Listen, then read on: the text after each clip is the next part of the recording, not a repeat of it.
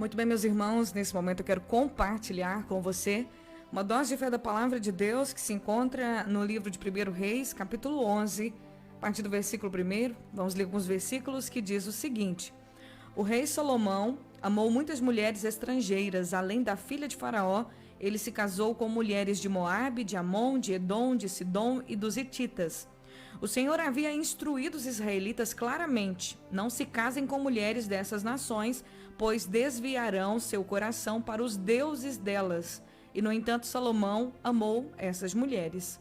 No total, casou-se com 700 princesas e teve 300 concubinas, e elas desviaram seu coração do Senhor. Quando Salomão era idoso, elas o induziram a adorar outros deuses em vez de ser inteiramente fiel ao Senhor, seu Deus, como seu pai Davi tinha sido. Salomão adorou Astarote, a deusa dos Sidônios, e Moloque, o repulsivo deus dos Amonitas.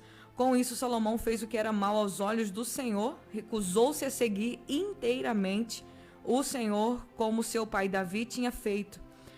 O Senhor se irou com Salomão, porque o coração dele tinha se desviado do Senhor, o Deus de Israel, e lhe havia aparecido duas vezes. Ele tinha advertido Salomão especificamente que não adorasse outros deuses, mas Salomão não obedeceu à ordem do Senhor. Bom, este mesmo Salomão aqui, filho do rei Davi, ele foi o autor do livro de Provérbios. E ele ensinou muitas chaves de sabedoria. E uma das principais coisas que Salomão ele diz em Provérbios é que o temor do Senhor é o princípio da sabedoria. Temer a Deus é o princípio de uma vida de vitória, de uma vida bem-sucedida. Quando eu olho para a vida de Salomão, filho do rei Davi, ele foi o rei mais rico de toda a história de Israel. Na verdade, segundo os estudos, ele é até hoje o homem mais rico do mundo. Nunca existiu na terra um homem mais rico do que Salomão. Contaram-se, somaram-se, toda a riqueza dele está descrita aqui nos livros dos reis de Israel e nos livros das crônicas. Então, somando nos dias de hoje, toda a riqueza de Salomão, ele é até hoje o homem mais rico do mundo. Hoje ele seria o hiper, mega, ultra, blaster, bilionário, trilionário, quintonário, porque ele era um homem muito rico. As pessoas, naquele tempo em que Salomão era rei, e para você que não conhece muito bem a história dele, ele foi aquele homem que orou pedindo a Deus sabedoria, e Deus deu a ele sabedoria. Deus apareceu para ele e falou: Salomão, o que você quer que eu te faça? Eu vou te dar. E ele disse: Senhor, eu quero sabedoria para governar o seu povo. E ele estava no início do reinado dele. O pai dele tinha acabado de morrer e o Davi deu muitas instruções para ele. O Davi tinha uma vida com Deus. O Davi era um homem que andava com Deus. Ele cometeu erros, sim, como qualquer ser humano comete, mas ele tinha um coração totalmente inteiro para Deus, sabe? Essa é a diferença de andar com Deus, de temer a Deus, é ter um coração inteiro para Deus. E Davi teve o cuidado de ensinar ao filho dele todas essas coisas. Então, quando ele começou a reinar, ele pediu a Deus sabedoria, e Deus deu para ele sabedoria. Ele foi um homem muito abençoado. Todos os reinos, todos os reis, todas as rainhas, todas as pessoas importantes que vinham para Jerusalém para ouvir a sabedoria de Salomão, traziam ouro, prata, pedras preciosas, traziam presentes para ele. E com esses presentes que ele ganhava, ele ficava cada vez mais rico. Ele foi tão assim, o reino do Salomão foi tão poderoso, foi tão rico, e ele foi o último rei sobre todo Israel, porque até então ele governava sobre todo o país. Depois houve uma divisão do reino de Israel com o filho do Salomão, Roboão, que foi uma profecia que Deus entregou para Salomão, porque Salomão ele apartou o coração de Deus, e Deus disse para ele: por causa do que você fez, o reino será tirado totalmente. Não vai ser totalmente, eu vou deixar uma tribo, 2 tribos com a sua família por causa de Davi, mas eu vou tirar o reino de você. Esse poder todo que você tem, você vai entender que não é por sua causa, sou eu que engrandece o seu nome. Salomão é o típico o tipo de pessoa que começa muito bem, que vai muito bem, mas que termina muito mal. E o importante não é começar bem, O importante não é ir bem, a gente tem que fazer os dois, mas o mais importante de tudo, é permanecer bem até o fim. É ficar bem até o fim. É continuar bem até o fim. É isso que é o importante. Porque não adianta nada ir bem, começar bem e chegar no final da vida e perdê-lo. E foi o que aconteceu com Salomão. No final da vida dele, ele se desviou. Ele desviou, sabe o que, gente? O coração dele do Senhor. Ele já não era mais inteiro para com Deus. E hoje eu quero falar sobre o temor do Senhor. Talvez a gente fale até amanhã, talvez a gente fale sobre esse temor do Senhor o resto da semana. Porque nos dias de hoje, o que tem faltado para aqueles que dizem ser cristãos é o temor do Senhor. Porque o temer a Deus é andar com Deus. Nenhuma pessoa que não anda com Deus pode dizer que teme a Deus. Porque a principal característica de temer a Deus é obedecê-lo, é ter profundo respeito pela sua palavra, é amá-lo, é andar com ele. Temor, por mais que você vá pesquisar no dicionário, pareça que temor tem um dos significados fortes para a palavra temor é medo, mas não tem nada a ver com medo. Esse temor do Senhor não tem nada a ver com medo, ter medo de Deus. Não tenha medo de Deus, porque Ele é o nosso Pai, Ele é o nosso Criador. Mas temer a Deus é andar com Ele.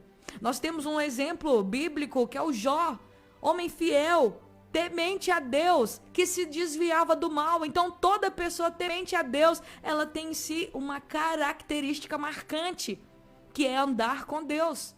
Então se eu temo a Deus, eu ando com Ele. Mesmo eu sendo falho, mesmo eu tendo as minhas dificuldades, eu ainda me esforço para conhecer a palavra do Senhor. O temor do Senhor é o princípio da sabedoria. Em outro versículo diz que temer a Deus é buscar o conhecimento. Quando você teme a Deus, você procura conhecê-lo mais. Você quer saber mais sobre Ele. Por que você quer saber mais sobre Ele? Para você não errar contra Ele, porque você o teme, você o ama. Mas hoje nós vivemos numa geração, em um tempo, onde o temor de Deus não está no coração das pessoas. Elas não estão nem aí em conhecer a palavra e não estão nem aí para obedecer a palavra.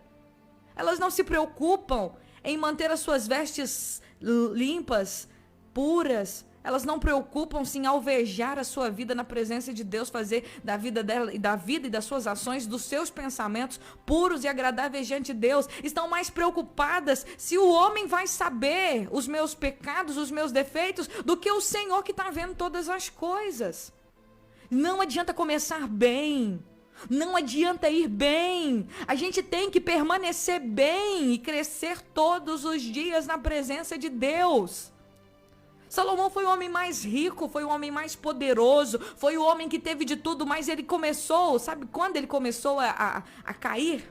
Foi quando ele começou a não valorizar a palavra de Deus na vida dele. Quando ele começou a não valorizar, começou a fazer a sua própria vontade do que a vontade de Deus. Gente, a vontade de Deus pra gente é boa, perfeita e agradável. A vontade do Senhor para nós, ela é perfeita. Então Deus sempre tem o melhor para você. Deus sempre tem o bem para você. Por isso que vale a pena a gente segui-lo. A gente entender que a vontade de Deus pra gente é melhor do que qualquer uma das nossas vontades. Salomão, ele teve tudo. Mas esse tudo, essa facilidade de ter tudo, todo esse glamour, toda essa riqueza, não foi a riqueza que fez ele perder a cabeça, mas foi o não ouvir mais a palavra de Deus, foi não dar valor. Deus disse para ele: eu disse para você, Salomão, para você não multiplicar, para você não casar com mulheres estrangeiras. Mas ele amou as mulheres estrangeiras.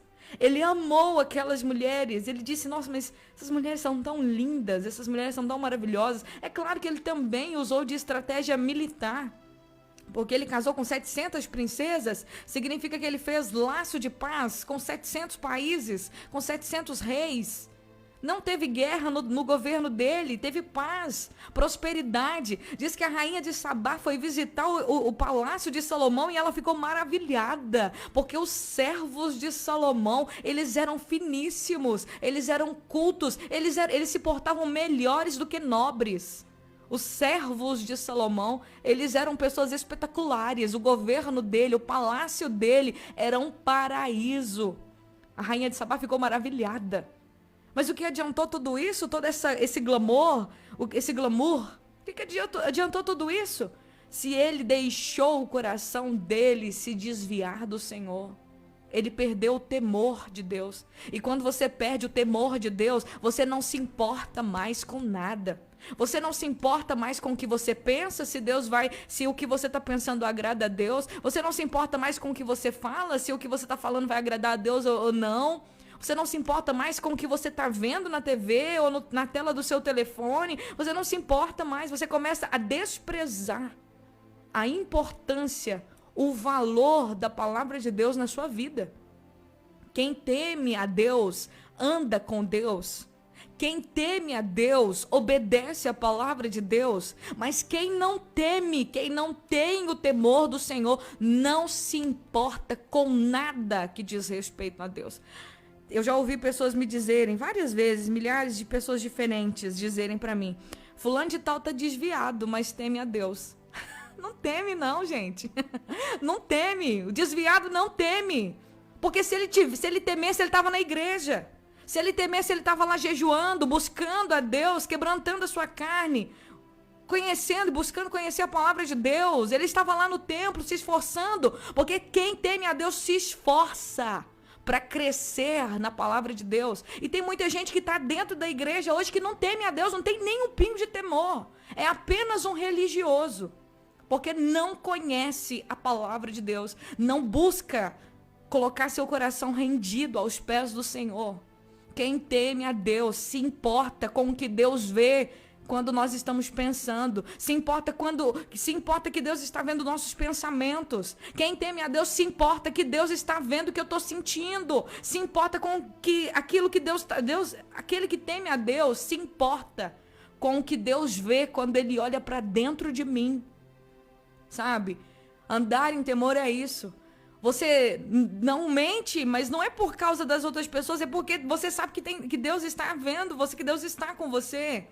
Você não rouba, não é porque alguém não está vendo, mas você sabe porque tem um Deus que está dentro de você e a palavra dele te diz: não roubarás. Você não adultera, você não trai a sua esposa ou seu cônjuge. Não é porque a sua esposa não está vendo ou seu marido não está vendo você lá conversar com uma mulher estranha no seu WhatsApp, no seu Facebook. Não, você não conversa, você não dá oi, você não olha, porque você sabe que tem um Deus que habita dentro de você e que diz na palavra dele, ele diz para você e tem um mandamento para você dizendo: não adulterarás.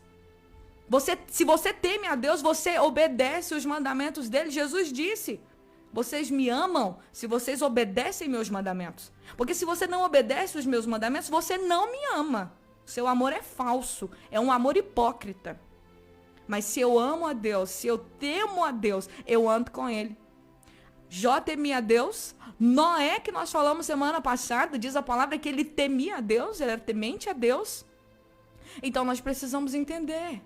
Não é simplesmente esconder das pessoas, porque eu vejo hoje que no meio gospel, as pessoas ficam mais preocupadas em prestar satisfação e dar justificativas do que fazem ou deixam de fazer para as pessoas, mas não se preocupam com um Deus Todo-Poderoso que enviou seu Filho Jesus para abrir o caminho, para dar acesso, para que ela pudesse se aproximar do seu trono e para que agora Deus pudesse habitar dentro dela. Ela se preocupa mais com a opinião dos outros do que com Deus, com o próprio Deus, que nos diz que agora nós somos o seu templo e a sua morada. Isso não é temor, gente. A gente precisa mudar, a gente precisa abrir os nossos olhos. Estamos num dos tempos onde uma das coisas mais preocupantes que existe na nossa comunidade cristã é a falta do temor a Deus. É um monte de gente dizendo que é de Deus, mas não teme ao Senhor. Mas temor de Deus não é você provar que você teme, não, tá? Quem te aprova no temor é o próprio Senhor. Você precisa ter esse cuidado dentro de você. Temer a Deus é obedecer a sua palavra. Mas não com medo de ser julgado, não com medo do fogo do inferno. Mas porque Deus, ele salvou você, porque ele te ama, porque ele te resgatou, aí você vai ter dentro do seu coração esse temor. Amanhã nós vamos continuar falando sobre esse temor do Senhor. Nós precisamos abrir os nossos ouvidos, precisamos abrir os nossos olhos, precisamos pedir ao Senhor para ter misericórdia de nós e nos ajudar a ser tementes. Nesse tempo, nunca houve uma carência tão grande de temor de Deus como nos dias atuais. Nós vemos que muitas igrejas, muitos templos, igrejas são as pessoas, a igreja é as pessoas, é gente. A igreja não é templo, a igreja não é 4 paredes. A gente santifica os lugares, mas não santifica a nossa própria vida. Nós somos a igreja, os lugares que nós nos reunimos para adorar a Deus, porque é a reunião dos santos que Deus ordena vida e bênção para sempre. Não existe misticidade, um lugar místico. Templo não é lugar místico, não. O lugar que nós nos reunimos, ele deve ser sim respeitado, porque nós nos reunimos ali. Mas a maior importância que devemos dar é ao nosso templo. Eu sou o templo. Eu sou a casa de Deus. O meu corpo é a casa de Deus. Eu sou igreja quando eu me reúno com outro irmão e irmã. Aí eu sou igreja. Então nós precisamos entender isso. Vamos temer a Deus. Vamos santificar a presença de Deus nas nossas vidas, para que possamos viver a vontade do Senhor.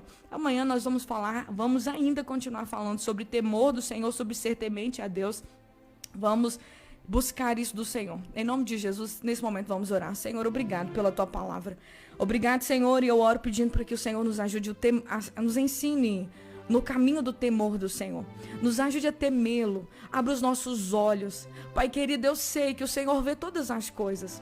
Hoje parece que os templos, os cultos viraram mais um espetáculo do que um lugar, um ajuntamento de adoradores. Um ajuntamento de pessoas que estão ali com a finalidade de ajudar umas às outras, de orar umas pelas outras, de curar as feridas umas das outras. Parece que os nossos cultos, os nossos eventos viraram um espetáculo, entretenimento, Senhor. Tem misericórdia. O Senhor vê o coração. O Senhor vê mais do que eu posso ver. Às vezes eu olho as coisas, vejo na internet, vejo o que está acontecendo no meio gospel, Senhor. Tem misericórdia. Limpa o nosso coração. Limpa a tua igreja. Santifica. Levanta uma geração de homens e mulheres tementes a ti. Nos ajude a andar no temor do Senhor. Nos ajude, Senhor. Abra os nossos olhos, Pai, para que a gente possa buscar de verdade, de coração inteiro a tua palavra. Que não sejamos, Pai querido, daqueles que começam bem, vão bem, mas terminam mal. Senhor, não. Nos ajude a sermos aqueles que permanecem fiéis até o fim. Aqueles que serão, Senhor, coroados porque foram fiéis até a morte. Permaneceram-se inabaláveis, inteiros para com o Senhor. Eu oro para que o Senhor desperte a tua igreja, desperta a gente, desperta aqui agora, desperta a partir de mim, começa em mim, Senhor. Desperta-nos para o temor do Senhor, nos ajude a temer a tua presença, a temer, a ter profundo respeito, reverência e a decidirmos a obedecer a sua palavra. É o que eu te peço em nome de Jesus e desde já te agradeço. Amém, amém.